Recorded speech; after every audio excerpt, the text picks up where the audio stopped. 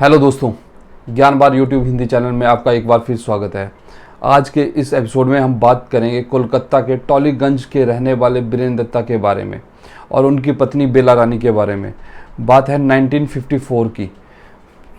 1954 में एक सुबह 24 जनवरी की सुबह को टॉलीगंज इलाके में एक सफाई कर्मचारी, अभी सुबह होने ही वाली थी और सफाई कर्मचारी जैसे कि हर शहर में सफाई करने में लग जाते हैं, कूड़ा उठाने में लग जाते हैं ताकि वो सुबह सबको एक साफ़ सुथरी सुबह मिले।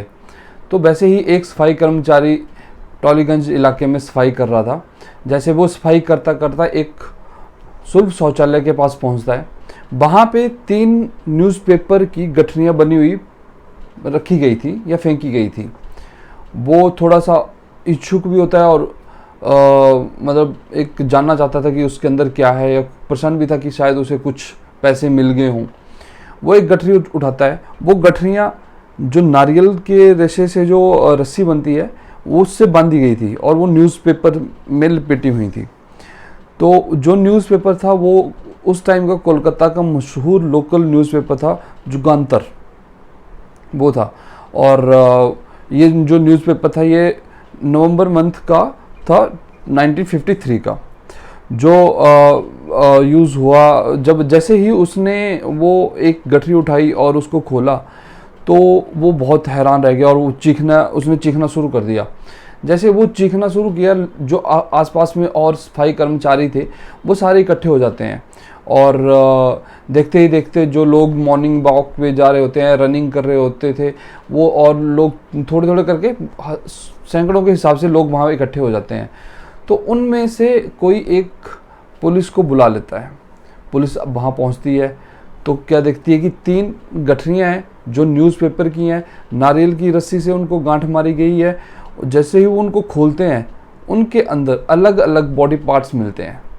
एक गठरी के अंदर जैसे उंगलियां मिलती हैं, दूसरी के अंदर हथेली मिलती है, तीसरी के अंदर ये बाजू यहाँ से लेके यहाँ तक बाजू मिलती है, दोनों हाथ की।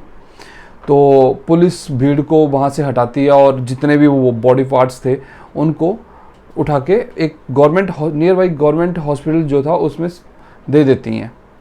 अब उस टाइम डीएनए की फैसिलिटी तो थी नहीं कि वो डीएनए जांच करें और डीएनए मैच करें कि किसी से, पेशेंट से पूरे इंडिया में कहीं मैच हो रहा है या नहीं हो रहा है, तो उससे पता किया जा सके कि ये किसकी बॉडी है, किसका मर्डर हुआ है। तो वो हॉस्पिटल में सारे बॉडी पार्ट्स दे देते हैं और अपने पुलिस स्टेशन पहुंच जाते हैं और इसकी तहकीकात में जुट जाते हैं।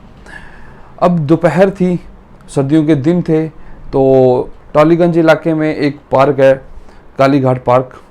वहाँ के जो गार्ड थे वो दोपहर का खाना खाने के बाद टहल रहे थे, पेड़ों के आसपास टहल रहे थे और टहलते टहलते उनकी नज़र जाती है घास में उनको कुछ गठरियाँ दिखती हैं। तो वो जाते हैं, खुश होकर जाते हैं कि शायद उनकी भी यही स्टेटमेंट थी कि मुझे लगा कि कोई किसी से कुछ गिर गया है, पैसे गिर गए हैं, तो मैं भी खुश था कि मुझे आज कुछ खजाना मिल गया। तो वो जाते हैं, एक गठरी उठाते हैं, लेकिन वो खोलते नहीं है। वो पहले साइड से, जैसे न्यूज़पेपर से लपेटा होता है, तो अगल बगल से वो चेक करते हैं और उनको उसमें ना एक गठरी उन्होंने उठाई होती है, उसमें पैर दिखता है, पैर की उंगलियां दिखती हैं। तो वो अब दोपहर का टाइम था तो उन्होंने ज़ोर से चीख दिए वो, और उनको चीखते और भागते देखकर जो अगल बगल में जो जितने भी लोग थे वो इकट्ठा हो जाते हैं। फिर टॉलीगंज इलाके की पुलिस वहाँ पहुँचती है, सारे बॉडी पार्ट्स को कलेक्ट करती है। वहाँ पे 3 पहले टॉयलेट के पास मिले थे और 4 यहाँ पे मिले। तो जो 3 यहाँ पे मिले थे, 4 में से जो 3 थे उनमें दोनों पैर के तलवे और घुटने तक की टांगें और कुछ और बॉडी पार्ट्स मिले थे, ठीक है। और एक में पूरा सर मिला था। सर से ये जो हमारी स्किन होती है, खाल होती है और हमारे बाल होते हैं, ये सारे नोच लिए थे, मतलब निकाल दिए थे ताकि कोई पहचान ना कर सके किसकी बॉडी है। और थोड़ा पुलिस ने इधर अगल बगल के इलाके में थोड़ा सा और सर्च ऑपरेशन बिठाया तो उनको एक और गठरी मिलती है जिस न्यूज़पेपर की, जिसमें एक या तो वो एक भ्रूण मिलता है, या तो वो बच्चा पैदा हो गया था, या पैदा होते ही मर गया था, या मार दिया था, या पैदा होने वाला था। तो टोटल अभी तक 8 गठरियाँ मिल चुकी थी। पुलिस अब जैसे ही ये खबर फैली तो कलकत्ता में जिसने भी ये सुनी वो सहम गए और डरने लगे कि इस तरह के केस हमारे एरियाज़ में हो रहे हैं। तो लोग घरों से निकलने में भी कतराते थे, डरते थे। अब पुलिस के ऊपर प्रेशर बनता जा रहा था, लेकिन कामयाबी कहीं से कुछ नहीं मिल रही थी कि कौन है, कुछ किसका मर्डर हुआ है, किसने किया है, कोई भी ऐसी इन्फॉर्मेशन नहीं थी। क्योंकि जो मर्डरर था वो बहुत ही शातिर था, उसने हर मुमकिन कोशिश करी प्रूफ मिटाने की, लेकिन प्रूफ कुछ ना कुछ हमेशा छूट ही जाते हैं। तो हुआ यह था कि जो सेकंड टाइम पार्क में न्यूज़पेपर की गठरियाँ मिली थी उसमें लेग भी थे, टांगें भी थी, और उनमें से एक टांग पे एक निशान था, काफ़ी गहरा निशान था। ऐसा लग रहा था कि जैसे मानो बहुत टाइम पहले किसी शार्प चीज़ से कट लगा हो, और अभी भी वो मतलब भरने में काफ़ी टाइम लगा हो। तो वो उस तरह का एक निशान एक टांग पे बना हुआ था। तो वो वही एक प्रूफ था जिससे वो पहचान सकते थे बॉडी को कि ये किसकी बॉडी है। तो उस टाइम डीएनए, जैसे कि हमने बताया, डीएनए की फैसिलिटी तो थी नहीं। तो अब पुलिस हर मुमकिन कोशिश कर लेती है, लेकिन उनको कोई सफलता हासिल नहीं होती है। फिर ये केस जाता है वहाँ पे सीबीआई के पास, जासूसी विभाग के पास, और जिसको लीड कर रहे थे सुमेंद्र घोष। कहते हैं सुमेंद्र घोष एक बहुत ही काबिल ऑफिसर थे, और उन्होंने जिस भी केस पे काम किया उसको सक्सेसफुली क्लोज किया, और जो क्रिमिनल था उसको उसकी सज़ा दिलाई, और जो जिसके साथ क्राइम हुआ था उसको इंसाफ दिलाया। तो एक केस आता है सुमेंद्र घोष के पास।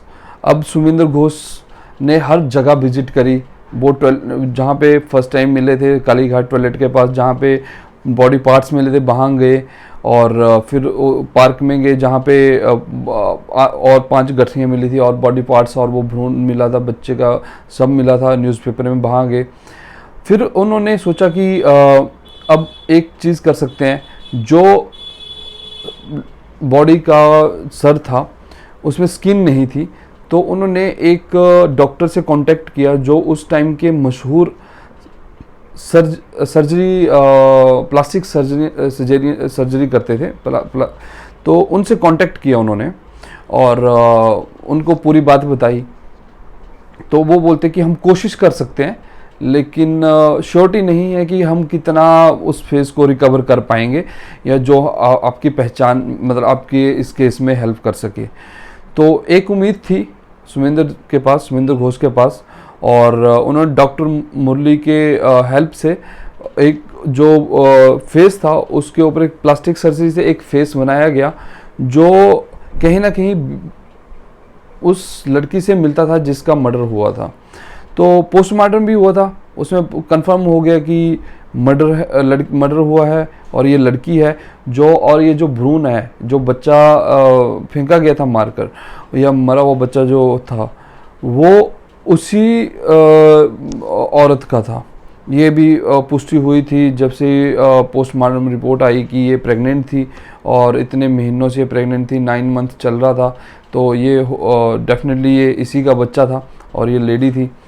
तो अब प्लास्टिक सर्जरी करी गई, नया चेहरा दिया गया, और उस चेहरे के फ़ोटो खींच के, कैमरामैन को बुलवा के फ़ोटो खींच के प्रॉपर पर्चे छपवाए गए, इनाम की राशि रखी गई कि कोई अगर जानता है तो कांटेक्ट करें। लेकिन काफ़ी टाइम बीत गया, महीना होने वाला था। ये बात थी जो मर्डर हुआ था, जो पहली गठरी मिली थी 24 जैन को 1954 को मिली थी, और अब 25 फ़रवरी आ चुका था। सुमेंद्र घोष को भी अभी तक कोई क्लू नहीं मिला था, कोई सक्सेस नहीं मिली थी, कोई पॉइंट नहीं मिला था जिसके ऊपर वो वर्क करे। तो एक दिन रात को वो मतलब इस केस पे स्टडी कर रहे थे, काफ़ी देर हो चुकी थी, और उनकी हेल्थ एक्चुअली उनका साथ नहीं दे रही थी। सर्दी, कोल्ड, कफ उनको हुआ था। तो जो उनके कोवर्कर थे उन्होंने उनको कहा कि आप आज का दिन रेस्ट करें, आप 2-3 दिन से लगातार इस केस पे बिना सोए काम कर रहे हैं, आप घर जाएं और रेस्ट करें, फिर फ्रेश होके नेक्स्ट डे फिर इस केस पे काम करें। तो उन्होंने भी वही सब बेहतर समझा और अपने घर के लिए चल दिए। अब जब वो घर जा रहे थे, गाड़ी में थे, तो उन्होंने अपने ड्राइवर से कहा कि मुझे खांसी हो रही है, तो कोई मेडिकल स्टोर दिखे, उस मेडिकल स्टोर पे गाड़ी रोक लें। अच्छा, तो गाड़ी थोड़ी सी आगे जाती है, थोड़ी दूरी पे जाती है, वहाँ पे ड्राइवर को 2 मेडिकल स्टोर दिखते हैं जो पास पास में ही होते हैं, अगल बगल में होते हैं।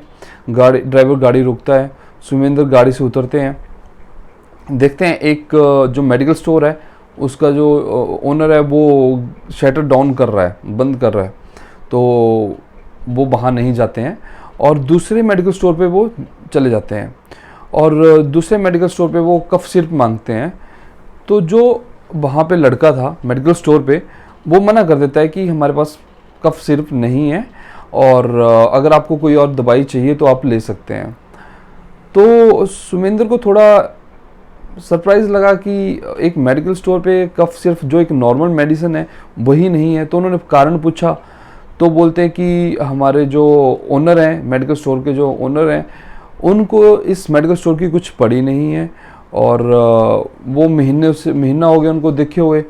तो अब ये सुमेंद्र पूछते हैं कि ओनर कौन है, तो वो बताते हैं कि बीरेन दत्ता हैं ओनर। तो अच्छा, वो बोलते हैं कि बीरेन दत्ता को बोलिए अगर मेडिकल स्टोर करना है तो अच्छे से करें, ऐसे करके क्या फ़ायदा कि एक कॉमन मेडिसिन आपके मेडिकल स्टोर पे ना हो। तो बोलता है जी ज़रूर, हम ये मैसेज बीरेन दत्ता को दे देंगे। अच्छा, अब वहाँ से सुमेंद्र अपने घर के लिए चले जाते हैं। वो घर पहुँच जाते हैं, अभी वो बेड पे लेटे होते हैं पर अभी नींद आई नहीं होती उनको, सोए नहीं होते हैं, बस ऐसे ही लेटे होते हैं। तो कहीं ना कहीं उनके दिमाग में ये बात घूम रही होती है कि यार 1 महीने से कैसे कोई बंदा अपने मेडिकल स्टोर पे आता नहीं है और उसको अपने मेडिकल स्टोर की फ़िक्र नहीं है, मेडिसिन्स हैं नहीं, तो कैसे चलेगा। तो ये क्वेश्चंस थे जो उनको पूरी रात सोने नहीं देते। तो उन्होंने समझा कि बेहतर है कि थोड़ी दूरी पे वो मेडिकल स्टोर है, मैं वहाँ जाऊँ और पता करूँ कि कौन है और ऐसा क्यों हो रहा है। क्योंकि कहीं ना कहीं उनको ये पता था कि 1 महीना जो हो चुका था उस केस को, और 1 ही महीना इस मेडिकल स्टोर के ओनर को लापता हुए हो गया था जो मेडिकल स्टोर पे आ ही नहीं रहा था। तो कहीं ना कहीं एक जासूस वाला दिमाग भी काम कर रहा था। तो वो अपनी गाड़ी स्टार्ट करते हैं और पहुंच जाते हैं मेडिकल स्टोर पे। तो उनसे जैसे कि हमने बताया कि नाम तो पहले ही जान लिया था। अब वो बोलते हैं कि ये बीरेन दत्ता का रहते कहाँ हैं, तो एड्रेस ले लेते हैं। वो उसी रात उसी टाइम बीरेन दत्ता के घर पे पहुंचते हैं। तो वहाँ देखते हैं कि लॉक लगा हुआ है। पड़ोसियों से बातचीत करते हैं, पड़ोसी बताते हैं कि हमें तो देखे हुए इनको काफ़ी टाइम हो गया। ऐसे पूछताछ करते करते एक औरत बताती है कि हमने 31 जनवरी के बाद बीरेन दत्ता को नहीं देखा है, ना उनकी पत्नी को, बेला रानी को देखा है, ना उनके बच्चे को देखा है। तो वो थोड़ा सा सरप्राइज रहते हैं, हैरान होते हैं कि भाई इनको एकदम डेट कैसे याद है। तो वो उनसे पूछते हैं कि आपको मतलब 31 जनवरी कैसे याद है कि 31 जनवरी से के बाद आपने नहीं देखा, क्योंकि ये डेट अभी तक किसी ने नहीं बताई है जो पड़ोसी हैं जितने भी। तो वो बताती हैं कि बीरेन दत्ता यहाँ पे अपनी पत्नी बेला रानी के साथ रहते हैं और उनका एक बेटा था जो कि बहुत छोटा था, 1 साल या 2 साल का बेटा था। और उनकी पत्नी फिर से प्रेग्नेंट थी और वो हमारे पास आए थे, मेरे घर पे आए थे, क्योंकि बेला रानी को जब भी कहीं जाना होता था तो वो अपने बच्चे को अपने उस पड़ोसन के पास छोड़ जाते थे। तो इसलिए बीरेन हमारे पास आए थे कि हम अब 9 मंथ चल रहा है और डिलीवरी कभी भी हो सकती है सेकंड बेबी की, तो आप इस बच्चे को 2 या 3 दिन जब तक हम ना आए तब तक अपने पास रख लीजिए और देखभाल कीजिए। तो वो भी खुश थी कि ठीक है, एक और बच्चा आ रहा था, क्योंकि वो ज़माना कुछ और था, आज का ज़माना कुछ और है। तो पहले काफ़ी हेल्पफुल लोग हुआ करते थे, तो हेल्प के चक्कर में उन्होंने उस बच्चे को अपने पास रख लिया और माँ की तरह प्यार दिया, खाना दिया, दूध दिया। लेकिन 2 दिन के बाद बोलते कि फिर वो बीरेन वापस आते हैं कि अब मतलब एडमिट तो करवा ही दिया था, अब बच्चा कभी भी हो सकता है, आज में या आज शाम तक कभी भी बच्चा पैदा हो सकता है, तो मैं इस बच्चे को लेके जा रहा हूँ। अच्छा, वो लेके चले जाते हैं, लेकिन उस दिन के बाद किसी भी कॉलोनी के, किसी मोहल्ले के किसी भी इंसान ने ना बीरेन को देखा, ना बीरेन के बच्चे को देखा, ना उसकी पत्नी को देखा।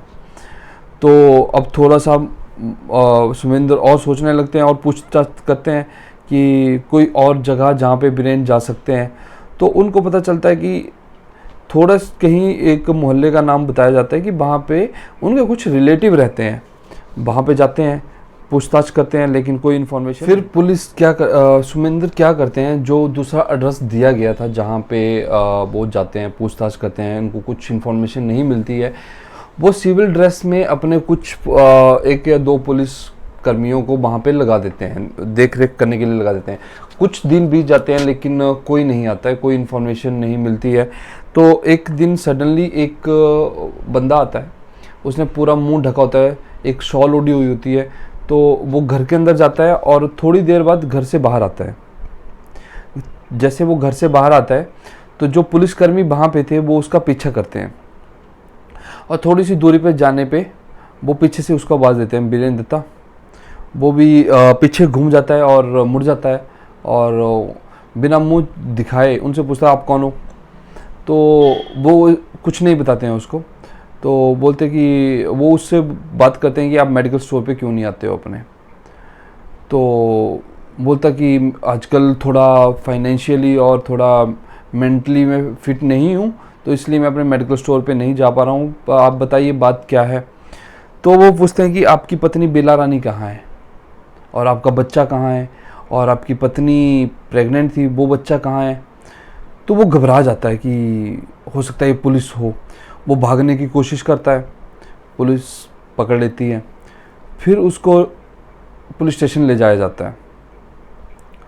फिर पहले तो कुछ बोलता नहीं है, लेकिन थोड़ा सा और पूछने पे, थोड़ा सा और सख्ताई करने पे वो सब कुछ उगल देता है।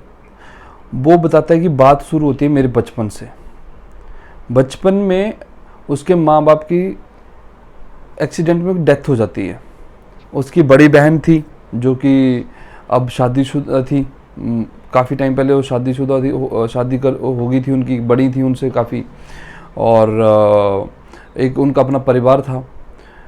तो अब ये जो बीरेन दत्ता थे ये छोटी एज में अनाथ हो जाते हैं। तो इनके जो चाचा थे या ताया जिनको हम बोल सकते हैं, और कजन ब्रदर्स थे, इनका आपस में बहुत ज़्यादा अच्छा भाईचारा था।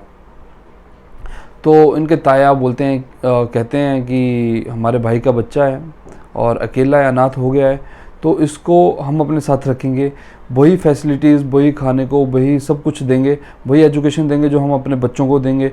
और होता भी ऐसा ही है। लेकिन बीरेन दत्ता गलत संगति में पड़ जाता है और बिगड़ने लग जाता है। तो थोड़ी उस पर और सख्ताई की जाती है, तो वो उसको रास नहीं आती है, और वहाँ से वो भागकर अपनी बहन के पास चला जाता है, क्योंकि बहन के पास उसको सख्ताई नहीं मिलती थी, फ्रीडम मिलती थी। तो वो बिगड़ चुका था, जैसे नॉर्मल आजकल बच्चे बिगड़ जाते हैं वैसा ही बिगड़ा हुआ था, सिगरेट शराब ये सब करना। अच्छा, ये बात उसने बताई। फिर दोबारा से वो जो उसके कज़न ब्रदर थे वो उसको वापस ले आए कि एक काम करते हैं, ऐसे आपकी ज़िंदगी ख़राब हो जाएगी, आपके लिए हम एक मेडिकल स्टोर ओपन कर देते हैं, आप उस पर काम करिए, अपनी ज़िंदगी बनाइए, उसके बाद अपनी शादी कीजिए और अपना परिवार शुरू कीजिए। तो वो भी उसमें हामी भर देता है। ठीक है, मेडिकल स्टोर खोल देते हैं, पूरे लीगल तरीके से मेडिकल स्टोर होता है, सारे डॉक्यूमेंट्स बीरेन दत्ता के नाम पे बने होते हैं। वो काम करना शुरू कर देता है और मेडिकल स्टोर भी अच्छा खासा चल जाता है। और उस टाइम उन्होंने मेडिकल स्टोर ओपन करने में 5-10 लाख रुपए खर्च वो कर चुके थे। ये बहुत बड़ी रकम होती थी उस टाइम पे। तो एक नॉर्मल फैमिली को, मिडिल क्लास फैमिली को इतना इन्वेस्ट करना बहुत बड़ा टास्क होता था उस टाइम पे। तो अब जो कज़न ब्रदर लेके आए थे बीरेन दत्ता को फिर से अपने घर, उनकी शादी हो चुकी थी और एक बेटी भी थी। और बेटी जो थी वो बीरेन दत्ता से छोटी तो थी, लेकिन इतनी भी छोटी नहीं थी कि उसको समझ ना हो। तो अगर बीरेन दत्ता 24-25 साल के थे तो वो 17-18 साल या 15-16 साल की थी, क्योंकि जो उनके कज़न ब्रदर थे वो उनसे काफ़ी एज में बड़े थे और शादी भी उनकी काफ़ी पहले हो चुकी थी। तो वो बताते हैं कि जो उनकी पत्नी है, उनकी बेटी का नाम, जो उनके कज़न भाई थे उनकी बेटी का नाम कमला था। तो कमला के साथ उनको प्यार हो जाता है, जो कि वो रिश्ते में सगे चाचा और भतीजी थे, और कमला भी उसके प्यार में पड़ जाती हैं। वो घर वालों से बात करते हैं शादी की, लेकिन ये नामुमकिन था क्योंकि खून का रिश्ता था। तो वो दोनों एक दिन घर से भाग के शादी कर लेते हैं और कोलकाता में कहीं किराए के मकान में वो रहने लग जाते हैं। कुछ टाइम बीतता है, एक बच्चा होता है, कुछ और टाइम बीतता है, फिर बच्चा मतलब वो प्रेग्नेंट हो जाती हैं। ठीक है, तो अब जो कमला थी उसका नाम बदल के बेला रानी रख दिया गया था, और शादी इन्होंने की नहीं थी, बस ऐसे झूठ मूठ के फेरे, एक कमरे के अंदर छोटी सी आग जला के उसने कमला से शादी मतलब फेरे ले लिए थे, उसी का शादी का नाम दे दिया, पर लीगली मैरिड नहीं थे। तो अब कुछ टाइम बीत गया, अब वो अपनी बहन के पास जाता था, तो बहन भी समझाती थी, डांटती थी, ये गलत किया है और गलत हो रहा है, अभी भी टाइम है, तुम दोनों सुधर जाओ। लेकिन वो नहीं माने। कुछ और टाइम बीतता है और उसको एक लड़की से प्यार हो जाता है और वो उस लड़की से शादी कर लेता है। अब वो लड़की थी, वो भी प्रेग्नेंट हो जाती है, उनके भी बच्चा होना होता है, और बच्चा होते ही मर जाता है। तो वो सहन नहीं करती हैं, और जो उनकी दूसरी पत्नी थी मीरा, जिनका नाम था मीरा घोष, वो काफ़ी परेशान रहने लगती हैं। और थोड़ा सा ये था कि अब मेडिकल स्टोर था, दिन में वो कभी अपने घर पे जाते थे, पहली पत्नी के पास जाते थे बेला रानी के पास, तो वो पूछती थी कि आप रात को कहाँ जाते हो, और रात को वो होते थे अपनी नई पत्नी मीरा के पास, तो वो पूछती थी कि आप दिन में पूरा दिन मतलब मेडिकल स्टोर से भी मतलब नहीं, जब ब्रेक पे भी नहीं आते हो तो कहाँ रहते हो। तो वो झूठ बोल बोल के परेशान हो गया था, दोनों से छुपा छुपा के, कि एक को बताता कि अब पूरा दिन मैं मेडिकल स्टोर पे होता हूँ, तो रात को सप्लाई दवाइयों की सप्लाई आती है, सप्लाई करने जाता हूँ। तो सेम चीज़ वो अपनी दूसरी पत्नी को बताता है कि दिन में कभी थोड़ा सा मेडिकल स्टोर पे होता हूँ, मेडिकल सप्लाई करता हूँ। तो ये सब बहाने लगा लगा के वो परेशान हो गया था, और अब वो एक दोहरी ज़िंदगी ना जी के सिंगल एक ज़िंदगी जीना चाहता था। तो उसके लिए किसी एक को अपने ज़िंदगी से हटाना था। अब कैसे हटाना था, किसको उड़ाना था, वो थोड़ा कंफ्यूज था। अब जो उसकी दूसरी शादी हुई थी, वो उस शादी में उसकी बहन भी खुश थी कि मतलब इसने अच्छा स्टेप लिया, किसी और से शादी करी, और अब ये उसको जो उसकी भतीजी थी उससे रिश्ता तोड़ लेगा। पर भगवान को कुछ और ही मंजूर था। उसने प्लान बनाया अपनी पहली पत्नी बेला रानी को ज़िंदगी से हटाने का, ज़िंदगी से क्या, इस दुनिया से हटाने का। वो जाता है और अपनी पत्नी का गला घोंट के मार देता है, और अपने बेटे के साथ, जो अभी छोटा सा होता है, उसके साथ सो जाता है, और ऐसे रिएक्ट करता है कि जैसे कुछ हुआ ही नहीं। और मारने के बाद अपनी पत्नी को, पहली पत्नी को, बेला रानी को, वो एक अलमीरा में डाल देता है। अब 2-3 दिन हो चुके थे, 24 जनवरी की ये बात थी 1994 की, 1954 की, और अब वो दिन बीत चुके थे, 26 जैन आ चुका था। तो वो उस बॉडी से स्मेल आने लग जाती है 2-3 दिन में। तो वो क्या करता है कि उस बॉडी के छोटे छोटे पार्ट्स करता है। वो एक्चुअली न्यूज़पेपर बहुत पढ़ता था, जो लोकल न्यूज़पेपर था जुगांतर, उसको बहुत पढ़ता था। तो और उनको वो अपने मेडिकल स्टोर पे जाता है और वहाँ से बहुत सारे न्यूज़पेपर लेके आता है और बॉडी के छोटे छोटे पार्ट्स करता है और उसमें लपेट के अलग अलग जगह पे थोड़े थोड़े टाइम बाद फेंकता रहता है। उसने एक रात में 8 पोटलियाँ बना के न्यूज़पेपर की फेंकी हुई थी। तो उसने जैसे ही ये सुमेंद्र को बताया, वो बहुत हैरान रह गए कि कैसे कोई एक चाचा अपनी भतीजी के प्यार में पड़ सकता है, कैसे कोई इंसान मतलब इतनी दरिंदगी कर सकता है कि बाल भी निकाल दिए, पूरे खींच के निकाल दिए, पूरी स्किन निकाल दी ताकि पहचान ना हो सके। तो वो बताता है कि जो जब उनसे पूछा गया कि पहले बच्चे का क्या हुआ, तो उसने बताया कि मेरी जो दूसरी पत्नी थी उनका जो बच्चा हुआ था वो पैदा होते ही मर गया था और वो काफ़ी परेशान रहती थी। तो अब उन्होंने उससे कहानी गढ़ी कि अगर कोई बात नहीं, अगर बच्चा नहीं है तो हम अडॉप्ट कर लेंगे। तो मीरा भी कहीं ना कहीं खुश हो जाती है कि ठीक है, बच्चा हम अडॉप्ट कर लेंगे, कोई बात नहीं। अडॉप्ट करने की बात पे कुछ दिनों बाद, 1-2 दिन बाद वो फिर बोलता है कि एक किसी ऐसे एक्सीडेंट का पता चला है जिसमें माँ बाप की डेथ हो गई है और एक छोटा सा बच्चा 1 या 1.5 साल का बच्चा छूट गया है, तो हम उसको अडॉप्ट कर लेंगे। तो वो बच्चा उसका अपनी पहली बीवी का, बेला रानी का बच्चा होता है, जो अपनी वो दूसरी पत्नी को दे देता है। और फिर वो केस चला जाता है कोर्ट में, और कोर्ट में उसको सारी दलीलें सुनने के बाद जज बोलता है कि इस तरह का केस हमने पहली बार सुना है और इस केस की एक ही सज़ा है, वो है फांसी। और उसको फांसी दे दी जाती है, मतलब फांसी सुना दी जाती है। वो हाई कोर्ट में जाता है, हाई कोर्ट में भी मतलब रिजेक्ट हो जाती है उसकी। तो वो बोलते हैं कि जो पिछली अदालत ने सज़ा दी है इस केस की वही सज़ा है।